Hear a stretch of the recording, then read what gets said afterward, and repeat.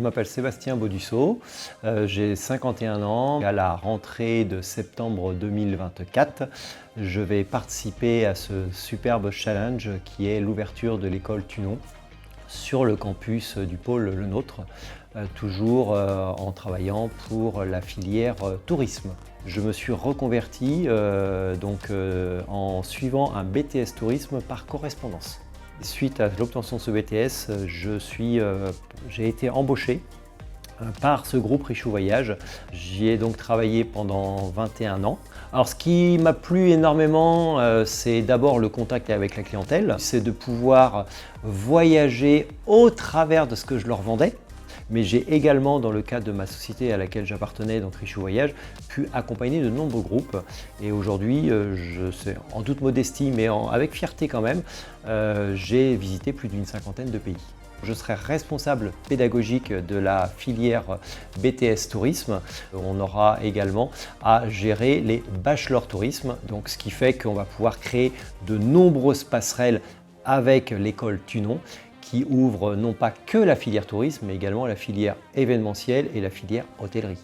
Alors un BTS tourisme va pouvoir permettre à des jeunes, d'abord de devenir de véritables techniciens, d'avoir une réelle expertise et donc à ces futurs techniciens d'apporter leur expertise auprès des futurs clients pour créer leurs futures vacances, leurs futurs voyages.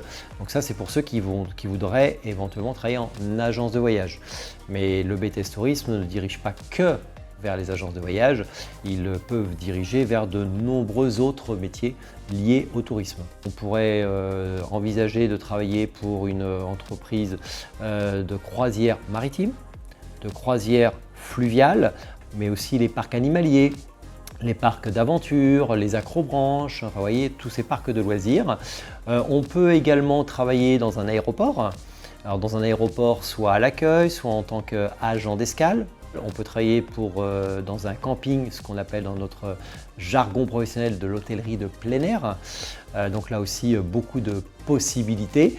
Et puis évidemment, je ne peux pas terminer mes propos sans parler à toute la filière du tourisme durable, parce que on ne voyage plus aujourd'hui et encore moins demain comme on voyageait hier. Aujourd'hui, les gens sont sensibilisés, et c'est sans doute une très bonne chose, à l'empreinte carbone qui peut être dégagée au travers de leur voyage. Le tourisme durable, c'est vraiment très très large et je pense que c'est ce qui va réellement se développer dans les années à venir. Je donnerais plutôt d'abord dans un premier temps un conseil d'ordre vraiment très général. Il faut que nos jeunes soient très curieux, qu'ils ne se contentent pas du minimum, qu'ils ne se contentent pas de l'essentiel, mais qu'ils soient très curieux et donc très ouverts au monde extérieur.